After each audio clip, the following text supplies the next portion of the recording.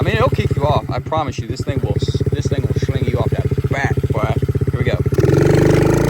What's up, guys? Welcome back to another Amazon special video where we buy the cheapest dirt bike, four-wheeler, motorcycle, go-kart, whatever it is, unbox it, put it together, ride it, and see if it's actually worth the money. So behind me is my Templar 250 and my son's Storm 125, both of which were previous videos where we did exactly what we're going to be doing in today's video. And we've had them for a full year now, and when I tell you we have ridden the crap out of both of them, just trust me, we have put a bunch of hours and miles on these things, and they have been absolutely amazing. So I decided to go ahead and pull the trigger on a new addition to the family, the X12 by X Pro, and this is the cheapest one by far. This thing was less than $900, and if it's half as good as either one of these, I'm gonna be tickled with it. And I think the entire family is gonna get a lot of fun on this thing. So let's go ahead, get it out of the crate, put it together, ride this thing, see what it's all about.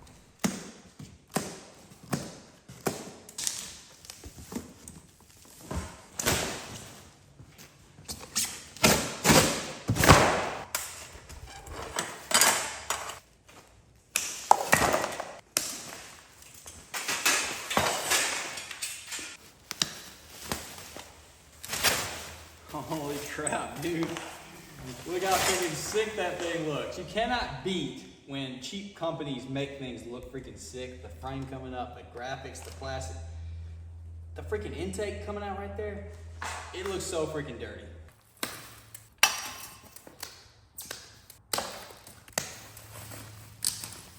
Got a brake caliper. Let's go ahead and connect our rear swing arm to our shock.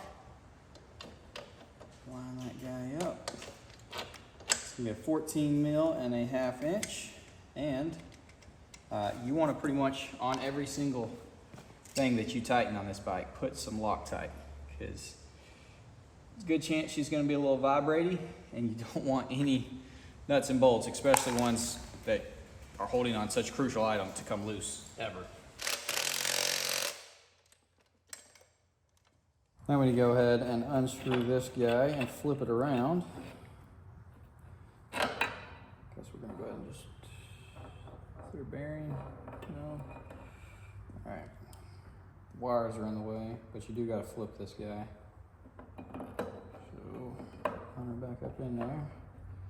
Make sure that bearing does stay, because there is a bearing right here with it's basically open the cap with the balls in there. You don't want that to pop out and fall on the ground and lose it all, and it'd just be very, very unfortunate. I'll go ahead and put this guy on here. Snug it down. I'm not gonna put it on tight until we get the forks in. Not exactly sure which side each one of these need to go. They're gonna go behind the forks, obviously, but I doubt they're all supposed to run to one singular side. Maybe they are. Let's see. How about all of them over there? And that seems pretty happy. All right, I think I got it figured out. The only one that runs on the passenger side is the one for the brake. So let that one go when you pull them up. Pull it up on the passenger side, the rest of these on this side. And then you see there's two like locked in zip ties that's gonna hold these together, but we're not gonna do that until we get everything on and make sure. So let's just go ahead and get these started. Clamps on top. We're probably gonna have to play around with a lot of this stuff just to get it fine-tuned to where it's not in a bind or rubbing on anything weird. But we'll just go ahead and snug that down a smidge. Got a 1/2 inch. Let's work this guy up in here. We'll line it up. Well, you're gonna rotate that guy down just so we can get the bolt in there.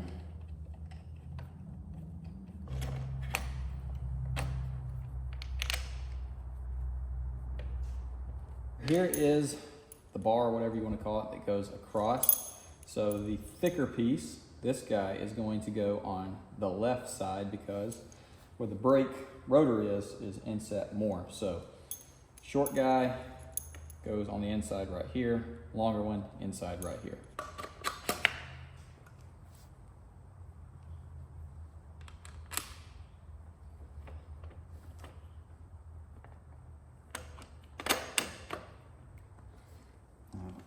Don't let your bike flip forward, because it definitely is going to try to.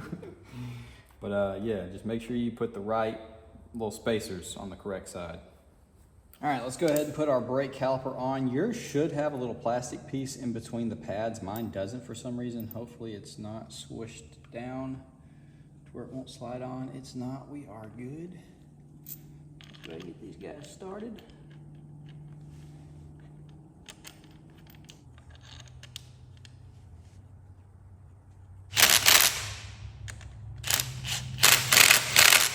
Let's go ahead and give this thing a good spin. Hit your brakes, good spin. Do this a couple times and that should have everything perfectly lined up. And go ahead and tighten it down. Let's go ahead and take our brake line, put it in here, tighten it down. Slide this little plastic cover down, give it some protection. You don't want either end to be in a bind. Perfect. Let's go ahead and throw our front fender on. If you're hunting for your bolts, they should be in here. You gotta remove them and then of course reinstall. Should be a washer on each.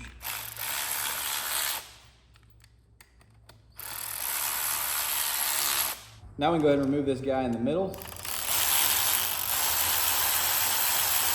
Got these two little pins. You're gonna pop those down. Go ahead and put your brake line through there.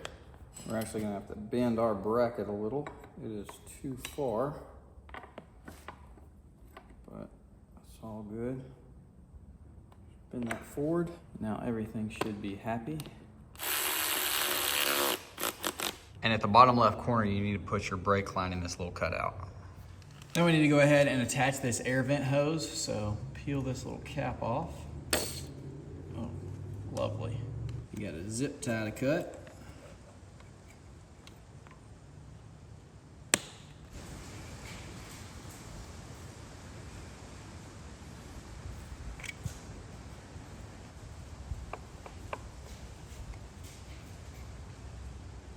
There she is. Go ahead and get our kickstand on. It just screws into itself.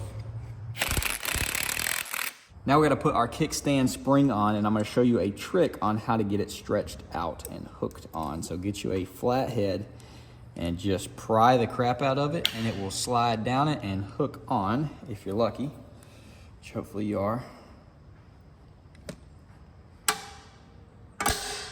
Boom, just like that. There's really no other way to do it. Good luck muscling it. So yeah, there's your tip of the day or trick of the day. So with the foot peg, we want it to where it's sitting like this, but when you hit a stump or whatever, it can kick itself up and this spring pushes it back down. Now my brain is not fully working for some reason today, so I think I'm about to put this on incorrectly, but it is going to work. But basically put that guy on top, this guy on the peg, and just force it down in there, push the pin through. And that way, but for some reason I can't picture it really any other way. That's how it's gonna get pushed back down. So probably wrong, but something similar to that, to where the spring pushes it down. Let's go ahead and get these rear brake signs, a 10 mil, take the bolts out. And then unlike the front, this does have the little plastic piece holding this apart. And we just want to slip it over. There we go. I was like, man, that looks like that is not gonna line up, but it was just pushed out. Just go ahead and put these guys back in there. Put your line down into place, right there. I already went back and tightened these guys down, but if you haven't, go back and do it. That is definitely not something you want coming loose. Throw a little crash pad on here. There we go, she's good. 1/2 inch under the rear fender, holding the seat down.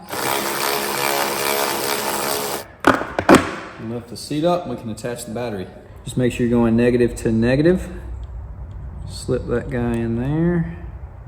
Put your bolt through. Hopefully it'll reach. Looks like it is, good.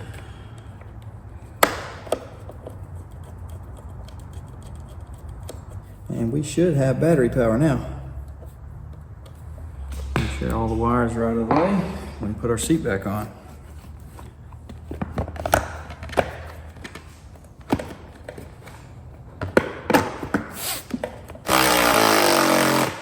Now these things come with transport oil. You want to change it before you crank it or soon after. But above all, just make sure it actually has oil in there. I think we're ready for our first start. I know it's automatic. Is it just always in forward? There's no neutral?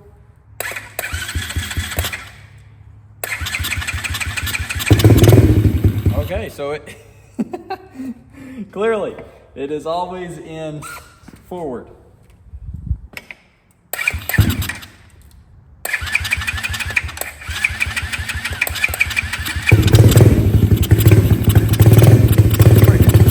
Freaking ready to rip.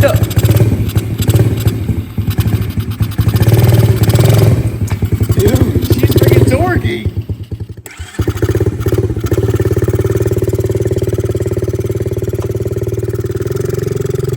Yo, this thing freaking rips.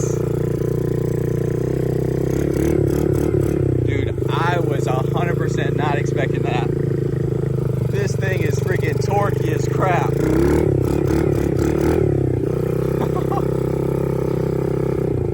Then you could just come to a stop. Dude, this is gonna, I promise you this thing's gonna do a wheelie.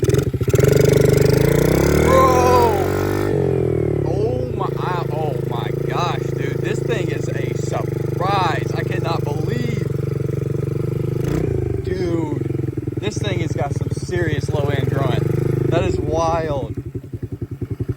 I mean, it'll kick you off. I promise you, this thing will sling you off that back, boy. Here we go. Yeah, it's gonna do a wheelie 100%.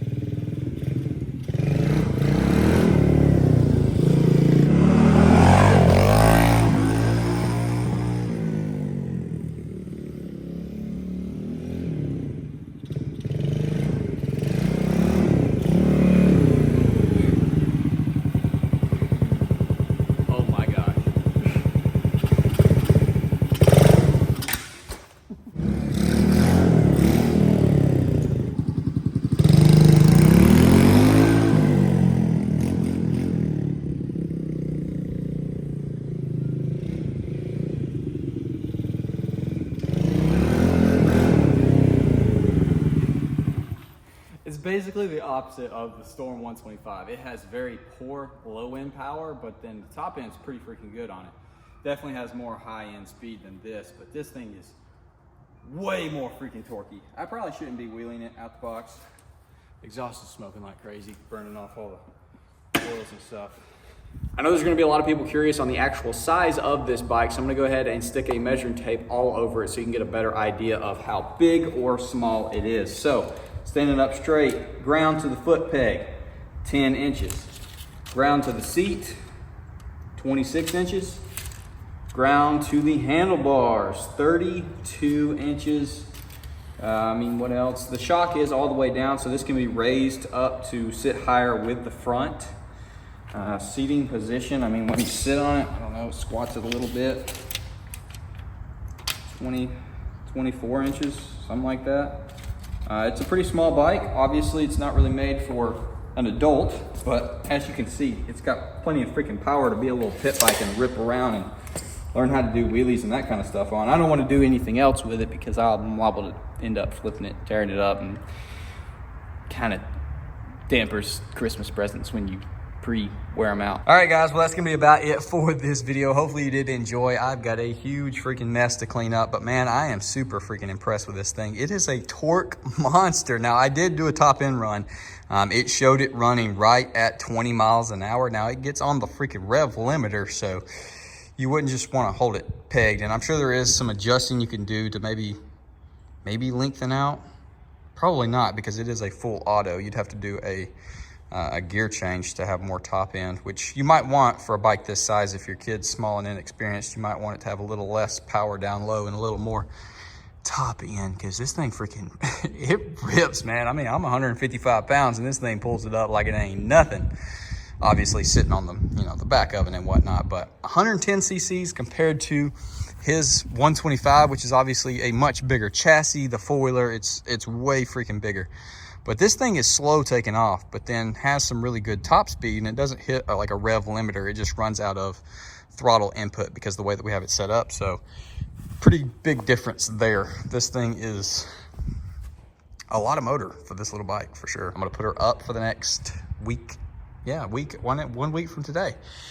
Be Christmas, so be sure to look out for that video. I got him everything: chest protector, boots, everything. He's gonna be suited up in preparation for wrecking, because he probably gonna be doing some wrecking, because this thing is freaking rowdy and he ain't ridden a dirt bike before. So anyways, hopefully y'all did enjoy. Comment down below, let me know. I'll see y'all boys in the next one.